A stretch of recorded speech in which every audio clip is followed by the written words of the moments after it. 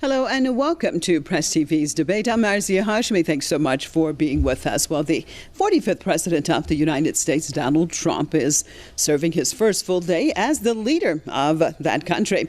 And protesters are also busy on his first day demonstrating against his leadership in the U.S. and around the world.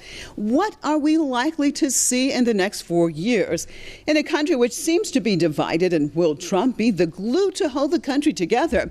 Or will he repel his opposition even more? Stay with us as we take a look at these questions and more on this debate. I'd like to welcome my guest to the program, Editor-in-Chief, OpEdNews.com, Mr. Rob Kall, out of Philadelphia, and former U.S. Senate Foreign Policy Analyst, Mr. James Jatras, out of Washington, D.C. Thank you both for being with us. Let's start this off in D.C. Mr. Jatras, do you think that there are more protests than usual for a new president just taking office?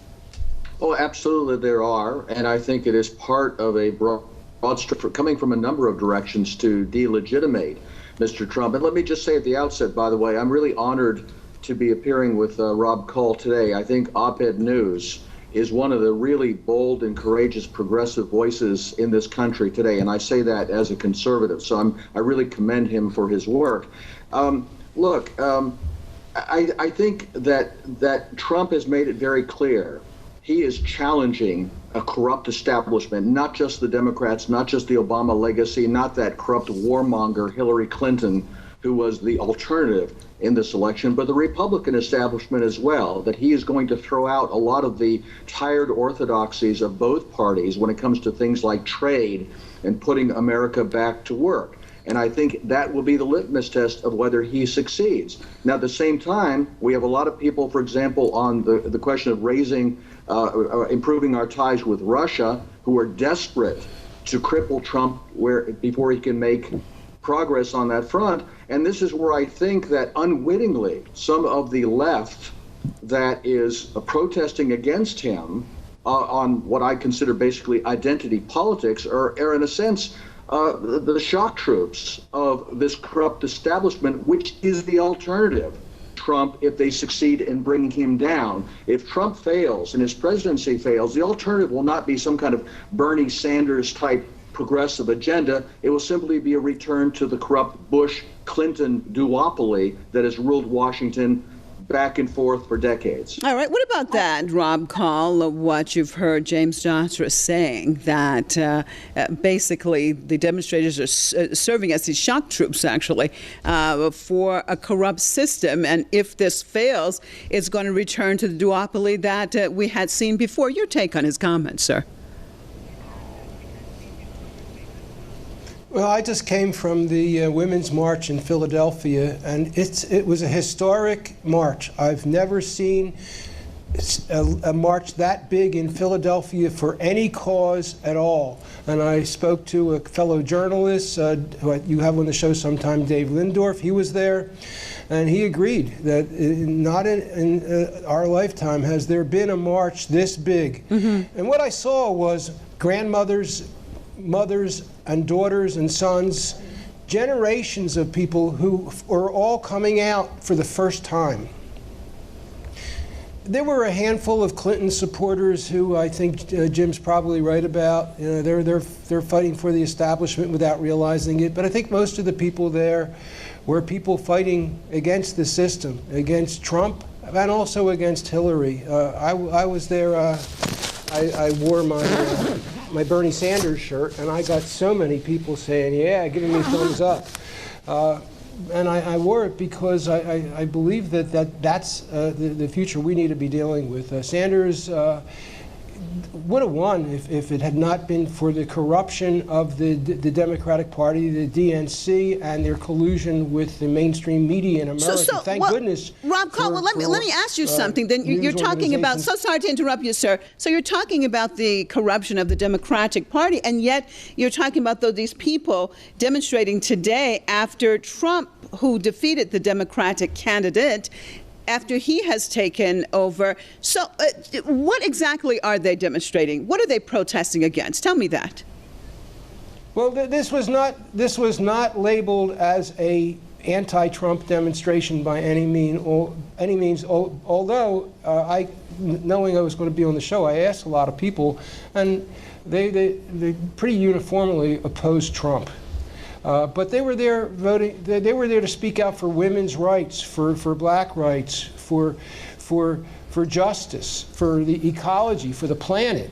This was not about Trump. It was a positive message that was given here. There were signs and protesters with, saying where Trump could go and what have you. But mostly this was about people saying there are rights that we need to have and that need to be respected. And I would say it was 80% women in this march.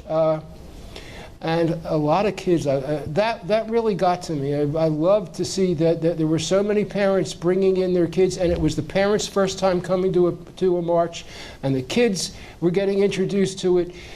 Trump has inspired generations to become active like no one else had. Mm-hmm. I've been on the show before. I was opposed to Hillary and to Trump. I see this as a very positive sign. Okay. Well, James Jatras, in your perspective... And it's going on all over the world. Right. Yes, definitely. We've had demonstrations all over the world today. Now, Mr. Jatras, are these protests a sign that the people are actually against the American system itself, since Trump did win the electoral vote? So according to the rules of the land, actually, he is the legitimate president. So would you say, as our previous guest has just alluded to, that the demonstrations are actually bigger than anti-Trump demonstrations, although he said it wasn't just against Trump, but perhaps against the system itself, or how do you see it?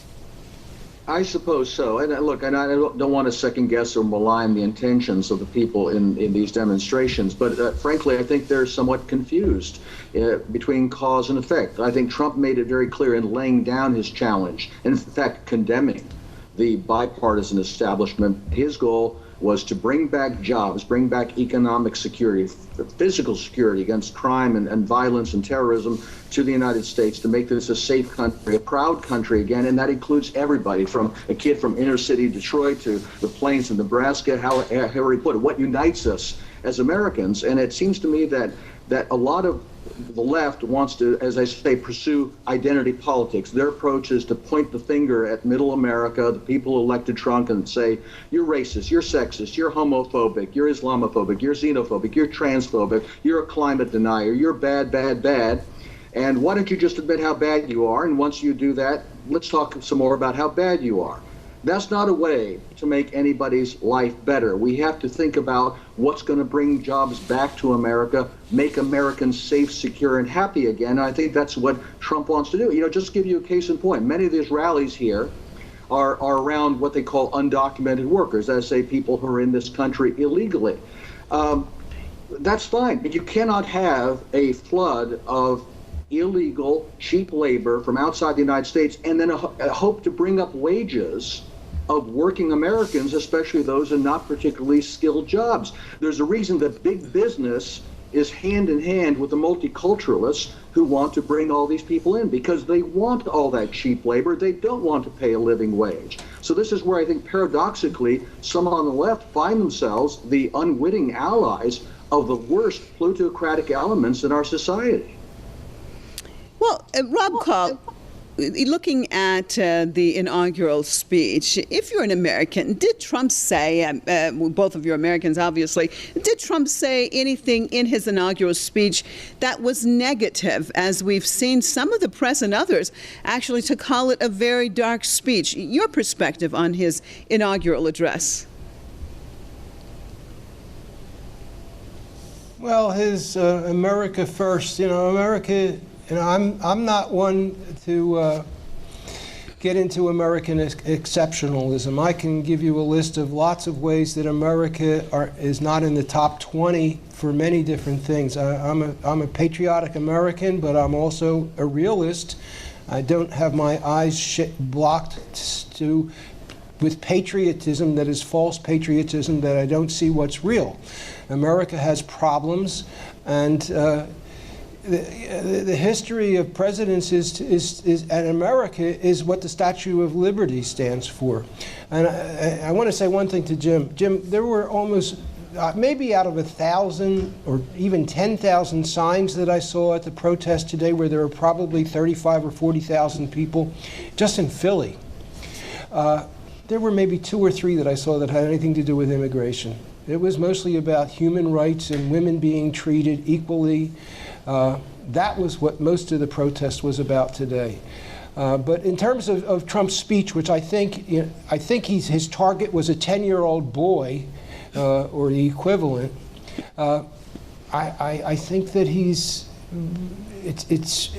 it's ludicrous, really, and it is pandering to such a base level. It's an embarrassment for America, really. What your perspective about that, James Jatras, as far as the inaugural speech, when we look at it? And as you've said, the main theme, of course, was America first, getting jobs back to America, getting the infrastructure up and going again. And, of course, his saying a main slogan, making America great again. Was his inaugural speech, you think, problematic for many Americans? Well, it was, but I think in some ways people are not really listening to his words. Maybe they're projecting on it. He did not use the word exceptionalism, as I recall. He said America first in terms of putting our own country's interests first, and we expect other countries to do the same thing. That when he talks to the leaders of Russia or China or Germany, he expects them to put those countries' interests first, as well they should. What did he say? He said that we will not tell other countries how to live. We will worry less about their borders and more about our own borders. I think he was actually signaling a marked departure from this globalist meddling and warmongering in other countries' business to say, look, we're not looking for a fight. We will keep our old friends, but we want to make new friends. I think he was signaling a completely different approach about where our priorities are. Look, if I put my children first, which I do, it doesn't mean I hate other people's children. Obviously, they love their children the same way I do, and I love mine, and you'd think that that should be the way we approach the other countries of the world, that in good faith, with a let's make a deal transactional approach, we say, I want what's best for me, you want what's best for you, let's see what we can do to work things out. That's exactly how countries should behave, and exactly what's been missing for the last quarter century. Rob Kall, your take. Well, the challenge is, and you know, I would agree with Jim that the idea of cutting back on this idea of globalization and global trade, that's one thing I supported with Trump, is I think trade deals are bad for America and bad for the countries that engage in them as well. And they destroy local community and damage the local culture, and it's bad news. So I hope Trump is very successful with that. But the other side of it is that we're all connected in this big world that we're in, and we can't get away from that. And so we have to be functioning and thinking all the time about how we are all connected together.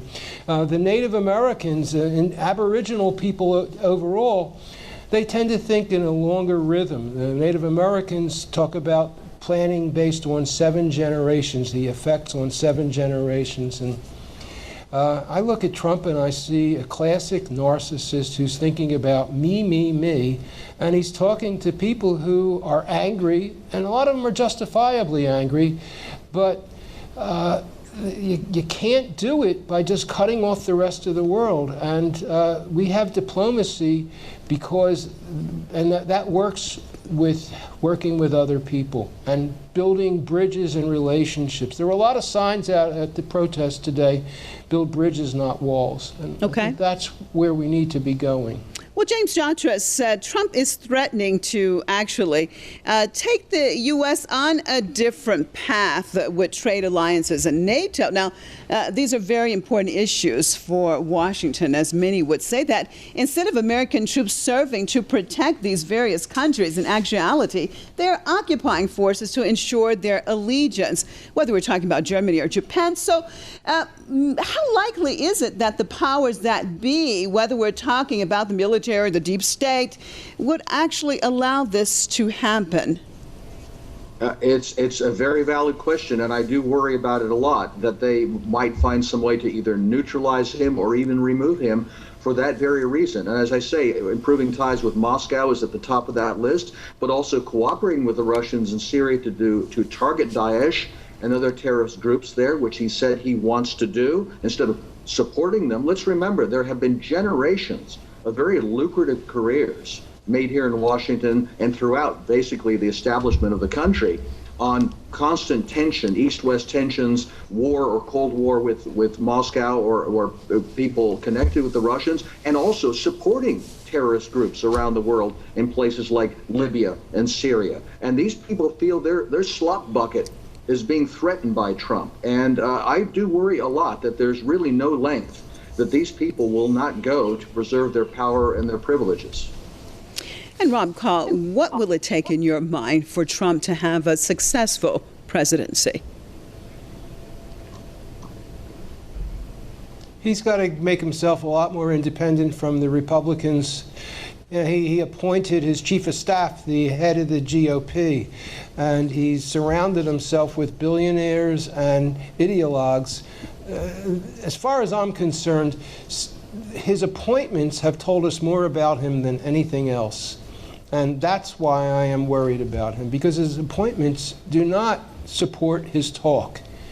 His appointments look just like the appointments that would have been made by any regular Republican from insider. I don't think Mike Pence would have done anything much differently, except he might not have had the gall and the nerve to make appointments of people who don't even go through the process of being vetted by the ethics committee, which is outrageous that has not happened. Okay, and James Jatras, 30 seconds. Are you optimistic? What he needs to do is he's got to be independent. He's got to start bringing in people who are not like the people he's appears to be bringing in. All right, James Jatras, 30 seconds. Final comments. I agree with Rob. I share some of those concerns, but let's remember the number one icon of American progressives among presidents is Franklin Roosevelt, who certainly was coming from a background of wealth and privilege, but turned out, in many people's opinion, to be the champion of the common man. Just because these people come from that background doesn't mean they won't do the right thing. I would go further than Rob. Trump doesn't need to be independent of the Republican Party. He needs to break it and turn it into a Trump populist party. All right, and on that note, I'd like to thank both of you for being with us. Editor-in-Chief, opednews.com, Mr. Rob Kall out of Philadelphia, and former U.S. Senate foreign policy analyst, Mr. James Jatras out of Washington, D.C. As always, viewers, we appreciate you being with us on another debate. I'm Marzieh Hashemi signing off for myself and all the crew right here in Tehran. Thanks and goodbye.